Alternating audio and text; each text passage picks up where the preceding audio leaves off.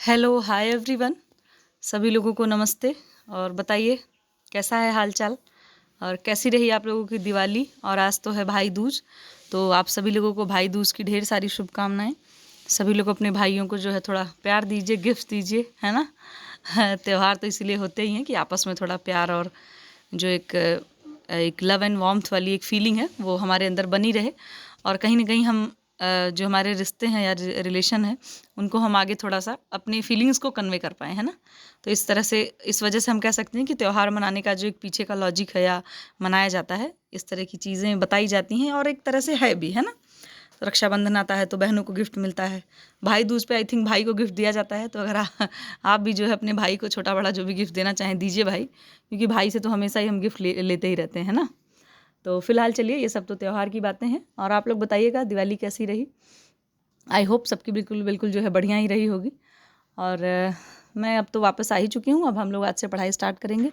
और मैं बता दूं कि मैं आज ही वापस आई तो मैंने सोचा कि वीडियो डाली जाए। और पीपीटी तो मैंने रास्ते में ही बनाई थी ताकि मैं आज जो है आप लोगों को वीडियो दे पाऊँ। और मुझे भी बहुत मन था कि आप लोगों से इंटरेक्ट हुआ जाए, क्योंकि मुझे लगता है 4-5 दिन हो गया, तो एक लंबा थोड़ा गैप हो गया, उसके लिए वेरी सॉरी। और मैंने ये भी बोला था कि हाँ 1-2 वीडियो आएगी, चाहे भले नंबर ऑफ़ क्वेश्चंस कम होंगे, बट नहीं हो पाया। उधर नेटवर्क का काफ़ी इशू था। टाइम तो था, रात में मैं कर सकती थी, बट नेटवर्क का इशू काफ़ी उधर हो रहा था। तो मैंने भी सोचा ठीक है थोड़ा सा ब्रेक ले लिया जाए, आप लोग भी ब्रेक ले लें थोड़ा। और ब्रेक देखिए, ब्रेक भी ज़रूरी होता है ना। पढ़ाई के साथ साथ थोड़ा थोड़ा छोटे छोटे अगर हम ब्रेक लेते रहते हैं तो माइंड थोड़ा जो है रिचार्ज हो जाता है। तो इसीलिए हम कहते हैं ना कि आप पढ़िए ज़रूर, दिन में 7 घंटे 8 घंटे जितना भी आपकी कैपेसिटी, जिस हिसाब से आप पढ़ पाएँ, बट उसमें छोटे छोटे ब्रेक लेना बहुत ज़रूरी है, ठीक है। अगर आप एक साथ ही पढ़ते रह जाएंगे तो बोर हो सकते हैं। फिलहाल तो इसके पहले हम लोग 20-21 प्रैक्टिस सेट कर ही चुके हैं। ये हमारा 22वां प्रैक्टिस सेट नंबर है। और वीडियो आपको पता ही है, टीजीटी पीजीटी एलटी जीआईसी जो आपके जितने भी एग्जाम्स हैं उन सभी चीज़ों के लिए हेल्पफुल होगी। तो चलिए अब कुछ क्वेश्चन है 25 से 30, उसको हम डिस्कस करते हैं और फिर अपनी आगे की जो है बात फिर बढ़ाते हैं। आप लोग भी कमेंट सेक्शन में बताइएगा चीज़ें कैसी रहीं और कैसा रहा सबका आपका त्यौहार वगैरह बढ़िया। और पढ़ाई आपकी उस समय आप कर पाए या नहीं कर पाए। अगर कर पाए तब भी ठीक, नहीं कर पाए तब भी ठीक। अगर नहीं, जो लोग बिल्कुल ही नहीं कर पाए वो लोग अब बिल्कुल शुरू हो जाएँ, ठीक है। क्योंकि अब तो मुझे लगता है त्यौहार वगैरह सब निपट चुके हैं, तो आप अपना जो है अब आप अपने एग्ज़ाम के तैयारी में और एग्ज़ाम का त्यौहार मनाने के लिए तैयार हो जाइए, ठीक है। तो चलिए सबसे पहले है हम लोगों का क्वेश्चन नंबर 1 कि खाद्य जनित सूक्ष्म जैविक रोगों में वृद्धि का मुख्य कारण है। कहने का मतलब ये कि जो खाद्य जनित मतलब खाद्य में जो सूक्ष्म जैविक रोग में वृद्धि होती है उसका मुख्य कारण क्या है। सूक्ष्म जीवों की अनुकूलन क्षमता में वृद्धि, लोगों में प्रतिजैविक अवरोधकता, परिवर्तित मानवीय सुग्रहिता, या फिर उपरोक्त सभी। तो इसमें जो मुख्य कारण की बात हो रही है, मुख्य कारण आपका हो जाएगा उपयुक्त सभी, ठीक है। सभी क्यों हो जाएगा, क्योंकि अनुकूलन क्षमता रहेगी तब भी सूक्ष्म जीव पनप सकते हैं, उनकी वृद्धि हो सकती है। और जब हमारे अंदर प्रतिजैविक प्रतिरोधकता नहीं रहेगी, है ना, तो उस वजह से भी पनप सकते हैं। और जो परिवर्तित मानवीय सुग्राहिता है, चीज़ें अगर बदल जाएंगी, अडॉप्ट नहीं कर पाएंगे, मतलब जो परिवर्तन उसको अडॉप्ट नहीं कर पाएंगे अगर मानव में, तो उस वजह से भी चीज़ें गड़बड़ हो सकती हैं, ठीक है। फिर है कि खाद्य पदार्थों में रासायनिक दूषण या संकट का प्रमुख उदाहरण है विषैली धातुएं हैं, रेशेदार जूट है, फफूंदी है, या उपयुक्त सभी है। तो जाहिर सी बात है, ये जो आपका रासायनिक संदूषण की बात हो रही है, ये सभी चीज़ें आपकी इसमें हो जाएंगी, ठीक है। फिर हमारा नेक्स्ट क्वेश्चन है, अंतर्राष्ट्रीय मानकीकरण संगठन ISO यानी कि इंडियन स्टैंडर्ड ऑर्गेनाइजेशन विश्व के विभिन्न देशों की, सॉरी इंडियन नहीं है, इंटरनेशनल, ठीक है, इंटरनेशनल स्टैंडर्ड ऑर्गेनाइजेशन विश्व के विभिन्न देशों की राष्ट्रीय मानक संस्थाओं का डैश है। तो क्या है, अंतर्राष्ट्रीय सरकारी संघ है, या अंतर्राष्ट्रीय गैर सरकारी संघ है, अंतर्राष्ट्रीय स्वयंसेवी संघ है, या उपयुक्त सभी है। तो इसमें जो आपका ये जो ISO है आपका, ये आपका बी ऑप्शन करेक्ट हो जाएगा, यानी कि इंटरनेशनल नॉन गवर्नमेंटल ऑर्गेनाइजेशन है, ठीक है। यानी कि अंतर्राष्ट्रीय तो है लेकिन ये नॉन गवर्नमेंटल है, ठीक है, गैर सरकारी है, ठीक। तो ये एक ऐसी संस्था है। फिर नेक्स्ट है हमारा कि एक प्रभावी खाद्य नियंत्रण प्रणाली में निम्न का होना आवश्यक है, खाद्य निरीक्षण, या विश्लेषणात्मक क्षमता, या उत्तम निर्माण एवं हस्तन पद्धतियाँ, या उपयुक्त सभी। तो ये जो खाद्य नियंत्रण प्रणाली है, कहने मतलब जहाँ पे फूड प्रोडक्शन होता है उसमें खाद्य नियंत्रण प्रणाली में क्या क्या होना चाहिए, क्या क्या सिस्टम होना चाहिए, जहाँ पर फूड प्रोडक्शन किया जाता है वहाँ के जिस सिस्टम में फूड प्रोडक्शन किया जा रहा है उसमें कौन कौन सी प्रणाली इसमें से होनी चाहिए। तो खाद्य निरीक्षण होना चाहिए, विश्लेषणात्मक क्षमता होनी चाहिए, उत्तम निर्माण एवं हस्तन पद्धतियाँ भी होनी चाहिए। इस वजह से हमारा डी ऑप्शन करेक्ट जाएगा, चारों ऑप्शन आपके मतलब तीनों ऑप्शन आपके करेक्ट होंगे कि उस सिस्टम में तीनों चीज़ें होनी चाहिए भाई। खाद्य जो प्रोड्यूस किया जा रहा है, जिसका प्रोडक्शन किया जा रहा है, वो उसका निरीक्षण होना चाहिए, विश्लेषणात्मक क्षमता भी करी जानी चाहिए कि विश्लेषण किया, बाकायदा उसका पूरा एनालिसिस करा जाए। इसके बाद उत्तम निर्माण और हस्तन पद्धतियाँ, मतलब जो लोग उसको हैंडल कर रहे हैं और जो लोग उसका निर्माण कर रहे हैं वो सारी पद्धतियाँ भी बिल्कुल अच्छी क्वालिटी की होनी चाहिए, ठीक है, तभी आपका जो फूड प्रोडक्ट बनाया जाएगा वो अच्छी क्वालिटी का होगा, ठीक। इस वजह से हमारा डी ऑप्शन करेक्ट हो जाएगा। फिर नेक्स्ट हमारा खाद्य उत्पाद की गुणवत्ता को सुनिश्चित करने के लिए निर्माण की प्रक्रिया के दौरान खतरों की पहचान करने का साधन है। ये आपका नेट का क्वेश्चन तो नहीं है, लेकिन नेट में इस तरह से क्वेश्चन पूछे जाते हैं। तो इसमें आपका ए है उत्तम निर्माण पद्धति। उत्तम निर्माण पद्धति को बोलते हैं जीएमपी, मतलब कि गुड मैन्युफैक्चरिंग प्रैक्टिसेस। इसके बाद बी है आपका उत्तम हस्तन पद्धति, इसका होगा गुड हैंडलिंग प्रैक्टिसेस, ठीक है। यहाँ हस्तन का मतलब क्या है, गुड हैंड, मतलब कि जो हैंडल कर रहे हैं जो लोग, जहाँ पे फूड प्रोडक्शन हो रहा है वो गुड हैंडलिंग, मतलब हैंडलिंग वहाँ पे गुड तरह की, मतलब अच्छी होनी चाहिए। फिर नेक्स्ट है संकट विश्लेषणात्मक नियंत्रण बिंदु, जिसको हम लोग हैकअप बोलते हैं, ठीक है। हैकअप का फुल फॉर्म होता है hazard analytical critical control point, ठीक है। तो ये तीनों चीज़ें होनी चाहिए, जब जहाँ पर फूड प्रोडक्शन होगा वो तीनों चीज़ें यहाँ पर होनी चाहिए उसको मतलब सुनिश्चित करने के लिए कि मतलब उसकी क्वालिटी, फूड प्रोडक्ट्स की क्वालिटी जो है काफ़ी अच्छी है। तो ये तीनों चीज़ें इसका खतरों की पहचान कराने का साधन कराती हैं, ठीक है। तो इस वजह से आपका डी ऑप्शन करेक्ट हो जाएगा, ठीक। फिर है हमारा साल्मोनेला जानवरों की आंत में कच्चे दूध और अंडे में उपस्थित होता है। इसे डैश द्वारा नष्ट किया जा सकता है, तो हीटिंग के थ्रू, कूलिंग के थ्रू, रेफ्रिजरेशन के थ्रू या डीप फ्रीजिंग के थ्रू। तो ये बात आपको पता ही है, इसको हम लोग क्या करते हैं, हीटिंग के थ्रू, यानी कि गर्म करके या बॉईल करके इसको नष्ट किया जा सकता है, ठीक है। फिर नेक्स्ट हमारा कि ISI निम्न में से किसका उदाहरण है। ISI क्या है आपका, ISI का फुल फॉर्म आप बताएंगे, ठीक है। तो ये कंपनी मानक है, कमेंट सेक्शन में आप जरूर बताएंगे कि ISI का फुल फॉर्म क्या है। तो ये कंपनी मानक है, क्षेत्रीय मानक है, राष्ट्रीय मानक है या अंतर्राष्ट्रीय मानक है। तो जो आपका ISI है ये आपका राष्ट्रीय मानक है। अभी हमने जो ISO पढ़ा ये आपका इंटरनेशनल स्टैंडर्ड था, ठीक है, मतलब अंतर्राष्ट्रीय मानक था, और ISI आपका क्या है, राष्ट्रीय मानक है, ठीक है। फिर है कि रोगाणु जीवों का शरीर में प्रवेश का क्या परिणाम होता है, जो संख्या में बढ़ते हैं और रोग उत्पन्न करते हैं। कहने का मतलब जो रोगाणु जीव में, मतलब जो रोगाणु होते हैं, बैक्टीरिया होते हैं, जब वो शरीर में प्रवेश कर जाते हैं तो क्या परिणाम होता है, और जब वो संख्या में बढ़ते हैं और रोग उत्पन्न करते हैं तो इसको क्या कहते हैं। खाद्य विषाक्तता कहते हैं, खाद्य संकट कहते हैं, खाद्य संक्रमण या खाद्य अविषालुता कहते हैं। तो इसको क्या कहेंगे आपको पता है, फूड टॉक्सिसिटी है, ये फूड पॉइजनिंग है, तो खाद्य विषाक्तता बोलेंगे इसे, ठीक। नेक्स्ट क्वेश्चन है हमारा, जीवाणु को वृद्धि व गुणा करने के लिए इनमें से कौन सी स्थिति अपेक्षित होती है। कहने का मतलब जो बैक्टीरिया होते हैं उनकी ग्रोथ के लिए और उनकी वृद्धि के लिए, ठीक है, उनके डेवलपमेंट के लिए क्या मतलब इसमें ज़रूरी है। सूरज की रोशनी, नमी, उचित तापमान या बी व सी दोनों, ठीक है। तो देखिए सूरज की रोशनी में अगर आप बैक्टीरिया वाला कोई भी, जैसे मान लीजिए कभी कभार हम लोग कुछ चीज़ें होते हैं ना, कोई कुछ नम हो गई चीज़ें या उनमें फफूंद लग गया, इस तरह की चीज़ें होती हैं, तो हम अगर उसको धूप में सुखा देते हैं तो वो जो है मतलब कहते हैं कि नॉन बैक्टीरियल हो जाता है, बैक्टीरिया उसमें से ख़त्म हो जाता है। तो यहाँ पर पूछ रहे हैं कि स्थिति अपेक्षित होती है, मतलब कि एक गुड इन्वायरमेंट कौन सा होगा बैक्टीरिया की ग्रोथ के लिए। तो आपका बी और सी करेक्ट हो जाएगा, यानी कि देखिए बहुत नमी रहेगी अगर फूड प्रोडक्ट में तभी बैक्टीरिया की ग्रोथ हो सकती है, और अगर उनको जो है डिज़ायरेबल टेम्परेचर मिलेगा तब भी उनमें वृद्धि हो सकती है। इस वजह से हमारा जो ऑप्शन करेक्ट हो जाएगा वो डी हो जाएगा, यानी कि बी और सी। आपको पता है ना कि बैक्टीरिया की ग्रोथ के लिए क्या होना चाहिए, नमी, अगर मतलब जितना टेम्परेचर होना चाहिए उसमें भी हो सकता, अगर उनके अकॉर्डिंग उनको माहौल मिला और टेम्परेचर मिला तो उनकी वृद्धि हो सकती है। फिर नेक्स्ट है हमारा, ये थोड़ा लंबा क्वेश्चन है, घबराना नहीं, हमें शांति से पढ़ना, ठीक है। तो है कि असर्सन दे रखा है कि खाद्य जनित रोगाणु यानी कि जो पैथोजेंस होते हैं विभिन्न प्रकार के खाद्य जनित रोग जैसे कि संक्रमण और विषाक्तता उत्पन्न करते हैं। क्या ये बात सही है। इसके बाद इसका कारण दे रखा है कि कारण दिए हैं कि कई जीवधारी अथवा सूक्ष्म जीवी ऐसे होते हैं जो खाद्य पदार्थों में पहले से उपस्थित होते हैं या फिर किसी विशेष परिस्थिति में उनमें पनपते हैं। खाद्य पदार्थों में ऐसे सूक्ष्म जीवों की उपस्थिति से विभिन्न प्रकार के रोग उत्पन्न होते हैं। तो यहाँ पर पूछ रहे हैं कि ए ऑप्शन आपका जो है, अब तो हमने पढ़ ही लिया, ए ऑप्शन बोल रहे हैं कि बोथ आर राइट है, मतलब दोनों सही है, असर्सन भी सही है और उसका रीजन भी सही दे रखा है, और जो ए है वो आर की सही व्याख्या है, ये बोल रहे हैं, मतलब बोल रहे हैं। फिर है बी वाला बोल रहे हैं कि ए और दोनों सही है लेकिन इसकी व्याख्या सही नहीं है। इसमें जो आपका ऑप्शन करेक्ट होगा वो होगा ए सही है, ठीक है। क्यों, क्योंकि दोनों आपका, पहली तो दोनों स्टेटमेंट भी सही है, आपका अभिकथन भी सही है, कारण भी सही है, मतलब कि असर्सन और रीजन दोनों सही है, और इसकी जो व्याख्या दे रहे हैं वो भी दोनों सही है, ठीक है। ये आपका नेट के लेवल का क्वेश्चन है, लेकिन अगर आप इसकी जो डेफिनेशन दे रखी है, ये दोनों मतलब जो स्टेटमेंट दिया हुआ है, अगर आप इसको पढ़ लेते हैं या नोट कर लेते हैं अपनी लैंग्वेज में, तो आप यहाँ से रिलेटेड जो क्वेश्चन बनते हैं आप कभी गलत नहीं करेंगे, ठीक है।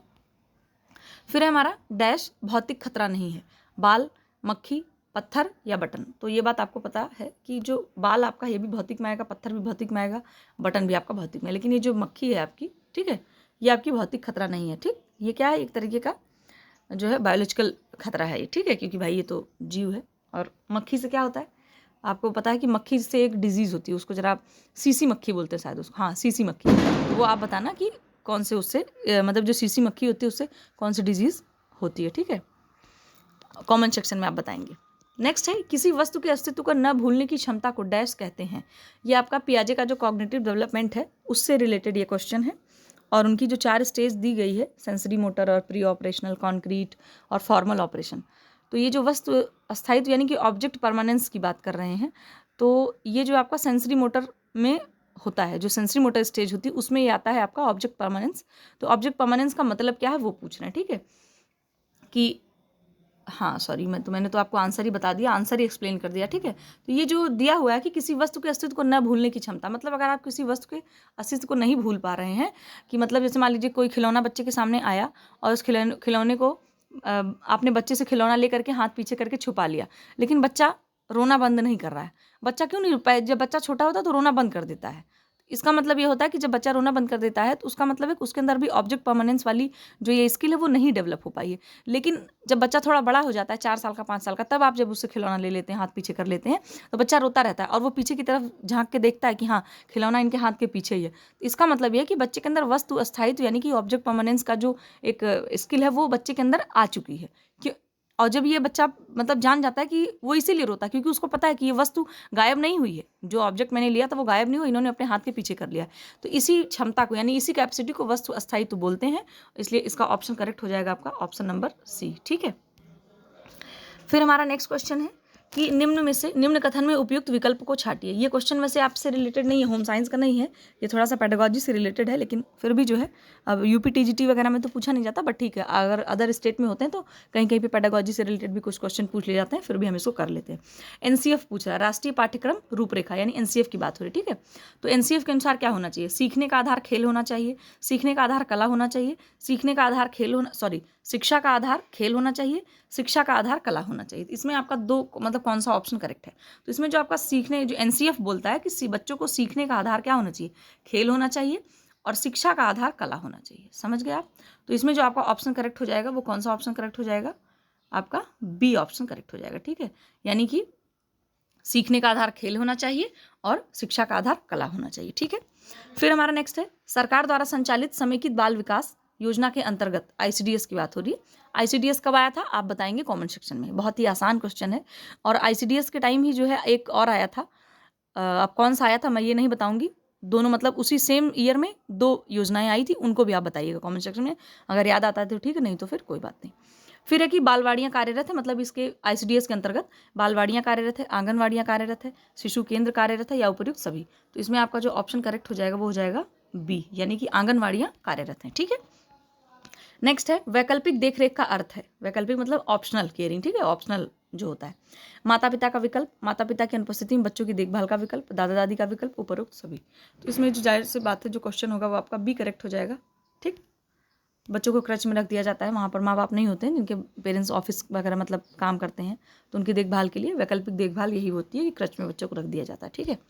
फिर नेक्स्ट है, यहाँ पर थोड़ा सा ये क्वेश्चन बहुत लंबा था तो इसका फॉन्ट जो है थोड़ा पतला मतलब छोटा हो गया है, बट आई होप कि आपको दिख रहा होगा। ये है आपका, वह कौन से भी अधिक जोखिम वाले खाद्य पदार्थ हैं जिन्हें जीवाणु पसंद करते हैं। बैक्टीरिया कौन से ऐसे खाद्य पदार्थ जिनको बहुत पसंद करते हैं, प्रोटीन युक्त, वसा युक्त, खनिज युक्त, कार्बोज युक्त। तो ये जो प्रोटीन युक्त आपका खाद्य पदार्थ होता है उसको ये लोग ज़्यादा पसंद करते हैं। फिर दूसरा क्वेश्चन है हमारा, निम्नलिखित में से कौन सी खाद्य पदार्थ को नष्ट होने से बचाने के लिए खाद्य प्रसंस्करण की विधि नहीं है। ऊष्मा का प्रयोग, तेल का अनुप्रयोग, जल को हटाना, या पीएच को कम करना, ठीक है। तो यहाँ पर देखिए क्या लिख रहे, खाद्य पदार्थों को नष्ट होने से बचाने के लिए ऊष्मा का प्रयोग भी करते हैं, ठीक है, मतलब कि गर्म करके रख देते हैं या भून करके रख देते हैं या धूप में दिखा करके रख देते हैं। तेल का अनुप्रयोग करते हैं क्या, फिर जल को हटा देते हैं, नमी हटा दी जाती है सुखा करके भून करके, फिर पीएच को कम करके भी खाद्य पदार्थ को नष्ट होने से बचाया जा सकता है। लेकिन जो तेल का अनुप्रयोग है, तेल को वो करके हम नहीं बचा सकते, ठीक है। इस वजह से बी ऑप्शन हमारा करेक्ट हो जाएगा। फिर है, निम्नलिखित में से कौन सा अर्धविकार्य पदार्थ का एक उदाहरण है। तो इसमें बताइए, दही है, टमाटर है, प्याज है, चावल है। तो जो आपका दही है और टमाटर है और क्या बोलते हैं, चावल है, ये सब अलग अलग है। जो आपका चावल है वो क्या है, ये कभी भी मतलब विकार्य है, मतलब ये खराब जल्दी नहीं होते, ठीक है। और जो आपका टमाटर और दही है ये तो बिल्कुल क्या बोलते हैं, ये क्या बोलते बहुत जल्दी मतलब खराब होने वाले खाद्य पदार्थ है, ठीक है। सॉरी, ये विकार्य है। जो चावल वाला है ये विकार्य है, ओके। और जो ये दही और टमाटर है ये बिल्कुल बहुत जल्दी खराब होने वाले, ठीक। क्या बोलते हैं इसको हिंदी में, विकार्य ही तो बोलते हैं, ठीक है, पेरिसेबल बोलते हैं। हाँ, ये जो आपका चावल है ये नॉन पेरिसेबल है, ठीक है, मतलब कभी नहीं खराब होता है। और जो आपका दही है और टमाटर वो पेरिसेबल है। और ये जो प्याज आपका है ये सेमी पेरिसेबल, ठीक है। तो इस वजह से हमारा सी ऑप्शन करेक्ट हो जाएगा। ये जो आपका सी ऑप्शन है ये करेक्ट हो जाएगा, प्याज, ठीक है। तो चावल आपका नॉन पेरिसेबल में आएगा, और दही और टमाटर आपका पेरिसेबल में आएगा, और प्याज आपका सॉरी सेमी पेरिसेबल में आएगा, ठीक है। नेक्स्ट है हमारा कि निम्नलिखित में से कौन सा अविकार्य पदार्थ का एक उदाहरण है। अविकार्य मतलब जो कभी खराब ना हो, ठीक है। तो इसमें से कौन सा होगा, गेहूं होगा, ठीक। गेहूं जल्दी खराब नहीं होता है। फिर है वह कौन सी ताप की परास है जो खतरे का क्षेत्र कहलाती है जिसमें जीवाणु वृद्धि करते हैं। तो ये पूछ रहे हैं कौन सा है इसमें टेम्परेचर का वो क्षेत्र है जिसमें बैक्टीरिया वृद्धि कर जाते हैं, ठीक है। तो इसमें जो आपका ऑप्शन हो जाएगा वो डी करेक्ट हो जाएगा, मतलब 5 से लेकर के 60 डिग्री सेल्सियस तक जो जीवाणु होते हैं उनकी वृद्धि हो जाती है, ठीक है। फिर हमारा पालक किसका उदाहरण है। अविकार्य खराब मतलब कि खराब न होने वाले खाद्य पदार्थ। इसके बाद विकार मतलब जल्दी खराब होने वाले खाद्य पदार्थ। अर्धविकार यानी जल्दी खराब होने वाले खाद्य पदार्थ। और इसके बाद जमा हुआ भोजन, ठीक है। ये अर्धविकार का मतलब होगा कम समय, मतलब थोड़ा जो लंबे समय तक ना खराब हो। अर्धविकार मतलब वही नॉन पेरिसेबल की बात हो रही है, ठीक है, जो मतलब आपका 15 से 20-25 दिन चल जाए। तो पालक जो कैसा है, पालक आपका है विकारिक खाद्य पदार्थ, ठीक है, जो मतलब बहुत जल्दी खराब हो जाता है, ठीक है। पालक तो मुझे लगता है 2 से 3 दिन भी अगर आप फ्रिज में ना रखें तो बिल्कुल खराब हो जाती है। फिर अत्यधिक जोखिम वाले खाद्य जो प्रोटीन के अच्छे स्रोत हैं वो कौन से हैं। चावल और गेहूं है, फल और सब्जियां हैं, शर्करा और तेल है, मांस और मछली। तो ये आप बता ही देंगे क्योंकि आपको पता है कि मांस और मछली में पर्याप्त मात्रा में प्रोटीन पाया जाता है, ठीक है। फिर नेक्स्ट है जीवाणु डैश ताप पर वृद्धि करते हैं जिसे खतरे का क्षेत्र कहते हैं। तो अभी जो पीछे क्वेश्चन आया था उसी की लैंग्वेज बदल दी गई है। तो इसमें आपको पता ही है, अभी हमने 5 से 7 डिग्री सेल्सियस किया था, तो सी ऑप्शन आपका करेक्ट हो जाएगा, ठीक है। फिर है कि इनमें से कौन सा तरीका खाद्य पदार्थ को खराब होने से बचाने के लिए होना चाहिए। तो कौन सा होना चाहिए, नमक को खाद्य पदार्थ से हटाना, खाद्य पदार्थ में पानी मिलाना, खाद्य पदार्थ में से नमी हटाना, या ऑक्सीजन की उपलब्धता होना। तो खाद्य पदार्थ को खराब होने से बचाने के लिए क्या करना चाहिए आपको, खाद्य पदार्थ से नमी जब आप हटा देंगे तो आपका खाद्य पदार्थ खराब होने से बच जाएगा, ओके। फिर ये कॉलम थोड़ा मैचिंग है, तो इसमें क्या मैचिंग है देख लेते हैं फटाफट। देखिए, खाद्य संक्रमण आपका किससे होगा, साल्मोनेला से। इसके बाद जैविक संकट जो आपका आएगा, मतलब जैविक संकट बायोलॉजिकल जो होगा वो कैसे होगा, संक्रमण एवं अविषालुता, ठीक है। मतलब इस संक्रमण कैसे होता है, बैक्टीरिया वगैरह आ गया तो उससे भी, या फफूंद आ गया, कोई भी तरह का संक्रमण हो गया, ठीक है। फिर रासायनिक संकट क्या होगा, रासायनिक मतलब केमिकल वाला। तो केमिकल जो होता है, देखिए जो आजकल फूड कलर आते हैं, है ना, तो उनको वो बड़े हजार्डियस होते हैं, हेल्थ के लिए अच्छे नहीं माने जाते हैं। तो इस वजह से ये जो आपका केमिकल संकट में आएगा, ठीक है, मतलब रासायनिक संकट में। भौतिक संकट आपको पता ही है कि जो दिख रहा हो आपको, पत्थर लकड़ी मिल जाएगा तो वो भौतिक संकट हो जाएगा, ओके। फिर हमारा नेक्स्ट यहाँ पर है, क्या नेक्स्ट है, भौतिक परिवर्तन, जो फिजिकल चेंजेस होते हैं। तो फिजिकल चेंजेस क्या है, भोजन में जो आपके रंग रूप और उनके स्वाद खराब हो जाते हैं उनको हम लोग भौतिक परिवर्तन के नाम से जानेंगे। फिर है हमारा कि रासायनिक परिवर्तन, यानी कि जो केमिकल चेंजेस होते हैं वो है खाद्य पदार्थ का फूल कर खट्टा हो जाना, ठीक है। खाद्य पदार्थ रखा है, फूल करके खट्टा हो जाता है तो आपको केमिकल चेंजेस हो गए, ठीक। फिर है कि जीवाणुओं द्वारा परिवर्तन। तो जीवाणुओं द्वारा परिवर्तन क्या होता है, आपका दूध का फट जाना, ओके। फिर है हमारा एंजाइम द्वारा परिवर्तन। तो एंजाइम द्वारा जो परिवर्तन होता है वो मीट और मछली का पड़े पड़े सड़ जाना, जैसे क्योंकि एंजाइम्स होता है ना, उसमें एंजाइम्स होते हैं, तो एंजाइमेटिक रिएक्शन की वजह से क्या होता है कि कभी कभी चीज़ें खराब भी हो जाती हैं। फिर हमारा नेक्स्ट क्वेश्चन है,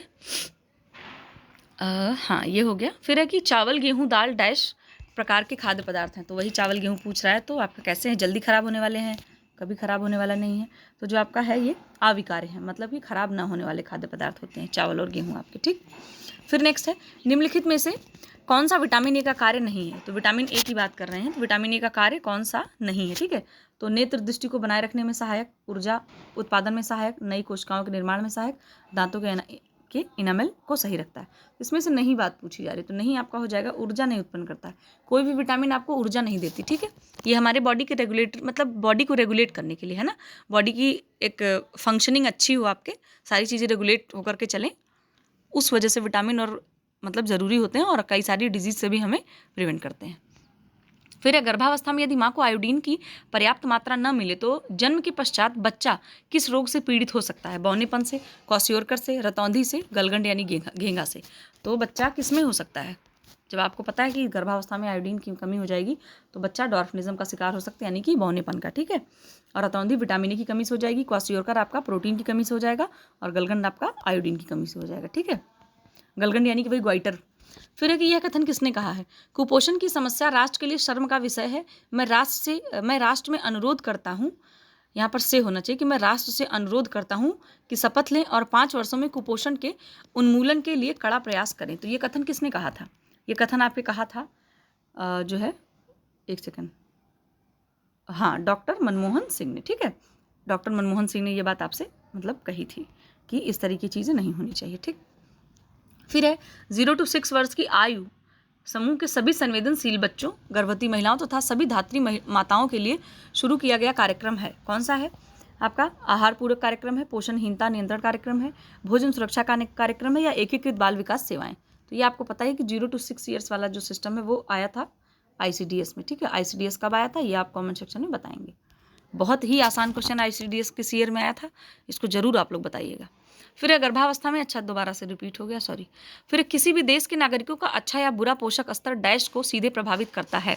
देश की अर्थव्यवस्था को, देश की प्रगति को, देश की उत्पादकता को, या उपर्युक्त सभी को। तो ये बात आप बताइए क्या करते हैं? जाहिर सी बात है सभी को करेंगे। जब नागरिक बिल्कुल स्वस्थ रहेंगे तो जाहिर सी बात है वहाँ की अर्थव्यवस्था भी ठीक रहेगी। क्यों? क्योंकि भाई जब नागरिक स्वस्थ रहेंगे तो जॉब अच्छी करेंगे, फिर जॉब अच्छी होगी तो देश की प्रगति भी होगी, जॉब अच्छी होगी तो मतलब अर्थव्यवस्था अच्छी होगी, पैसा बढ़िया रहेगा देश के पास, और जब देश के पास पैसा रहेगा तो हर चीज़ में भाई वो प्रगति होगी और उत्पादकता जो होगी वो भी अच्छी होगी, ठीक है। फिर है कि अरक्तता यानी कि उसकी बात हो रही है एनीमिया की। तो एनीमिया डैश की कमी से होने वाला रोग है, लौह तत्व, आयोडीन, विटामिन ए, कैल्शियम। तो ये बात आपको पता ही है। क्यों भाई, क्यों ऐसे हो जा रहे हो? ये आपका लौह तत्व यानी कि आयरन की कमी से, ठीक है। फॉलिक एसिड की कमी से कौन सा एनीमिया होता है, और विटामिन B12 की कमी से कौन सा एनीमिया होता है, ये आप बताइएगा, ठीक है। फिर है कि इनमें से पोषण की कमी व अधिक खाने से कौन सी स्थिति पैदा होती है? मतलब कि या तो आपके अंदर न्यूट्रिएंट्स की डिफिशियंसी हो जाएगी, या न्यूट्रिएंट्स आपके अंदर बहुत ज़्यादा हो जाएंगे, ठीक है, ओवर हो जाएगा। तो उसको क्या बोलेंगे? अत्यधिक पोषण, अल्प पोषण, अपर्याप्त पोषण, या फिर पोषक तत्वों की कमी। इसमें जो आपका ऑप्शन करेक्ट हो जाएगा वो हो जाएगा ऑप्शन नंबर बी, यानी कि अपर्याप्त पोषण बोलेंगे इसको। बहुत ज़्यादा अगर आपने खाना, मतलब बहुत ज़्यादा हो गया आपकी, मान लीजिए आपकी बॉडी में बहुत ज़्यादा विटामिन ए हो गया है, या बहुत ज़्यादा ग्लूकोज हो गया है, बहुत ज़्यादा फैट हो गया है, इन सब चीज़ों से भी दिक्कत होगी ना, तो इस वजह से अपर्याप्त पोषण बोलेंगे। और अगर मान लीजिए कमी हो गई है तब भी इसको अपर्याप्त पोषण बोलेंगे, ठीक। फिर इनमें से बच्चों के आंख में विकार का सबसे सामान्य कारण क्या है? IDD है, VAD है, PEM है, या IDE है। तो जो बच्चों का सबसे सामान्य कारण है वो आपका VAD है, यानी कि विटामिन ए डिफिशियंसी, ठीक है। फिर थायराइड ग्रंथ की क्रिया डैश हार्मोन द्वारा नियंत्रित होती है? थायरॉक्सिन, रेटिनॉल, या फिर TSH यानी कि थायराइड स्टिमुलेटिंग हार्मोन, या फिर उपर्युक्त सभी। तो ये जो आपका हार्मोन होता है वो TSH रेगुलेट करता है। एक सेकेंड, हाँ, अरे भाई, आपका ये TSH यानी कि थायराइड स्टिमुलेटिंग हार्मोन होता है। आप मुझे बताना थायरॉक्सिन का एक नाम और होता है, थायरॉक्सिन का क्या बोलते हैं इसको? थायरॉक्सिन को T3 बोलते हैं या T4 बोलते हैं, ये आप बताइएगा, ठीक है। शरीर में जल जमाव की स्थिति के कारण आने वाली सूजन को डैश कहते हैं? मरासमस, ऑडिमा, क्वाशियोरकर, उपर्युक्त सभी। तो इसको क्या बोलते हैं? जो सूजन आ जाती है, जब लिक्विड जो है, क्या बोलते हैं, फ्लूइड, लिक्विड नहीं, फ्लूइड जो है इकट्ठा होने लग जाता है उसको बोलते हैं ऑडिमा, ठीक है।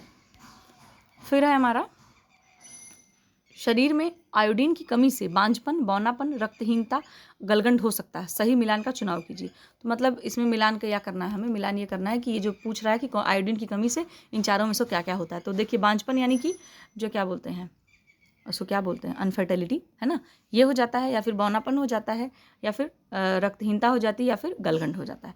इसमें जो आपका होगा 1, 2, 4 आपका ऑप्शन सही हो जाएगा, ठीक है। क्योंकि रक्तहीनता जो आयोडीन से नहीं, आयरन की कमी से होती है।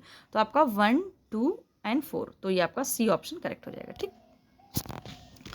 फिर नेक्स्ट है नमक एवं आयोडीन का मिश्रण डैश कहलाता है? जो नमक में आयोडीन का मिलावट की, मतलब मिलाया जाता है, मिलावट नहीं, मतलब उसमें मिलाया जाता है, उसको क्या कहते हैं? आहार वितरण कहते हैं, आहार परिवर्तन, आहार फोर्टिफिकेशन, या फिर उपर्युक्त सभी। तो इसमें बोलते हैं आहार फोर्टिफिकेशन। फोर्टिफिकेशन का मतलब मैंने आपको बताया था कि अलग से चीज़ें जब उसमें मिलाई जाती हैं तो उसमें नमक में क्या मिलाया जाता है? आयोडीन मिलाया जाता है। और आयोडीन किस फॉर्म में मिलाया जाता है? पोटेशियम आयोडेट के फॉर्म में, ठीक। ये चीज़ आप जरूर याद रखिएगा, एग्जाम में पूछी जाती हैं चीज़ें। और आपके घर में नमक का पैकेट होगा तो उसके पीछे लिखा रहता है उसमें पोटेशियम आयोडेट, देख लेना, आप देख लोगे तो आप कोई भूलोगे नहीं, ठीक है। फिर विटामिन ए की कमी के कारण होने वाले अंधेपन को रोकने के लिए भारत में निम्न में से कौन से कार्यक्रम की शुरुआत की गई है?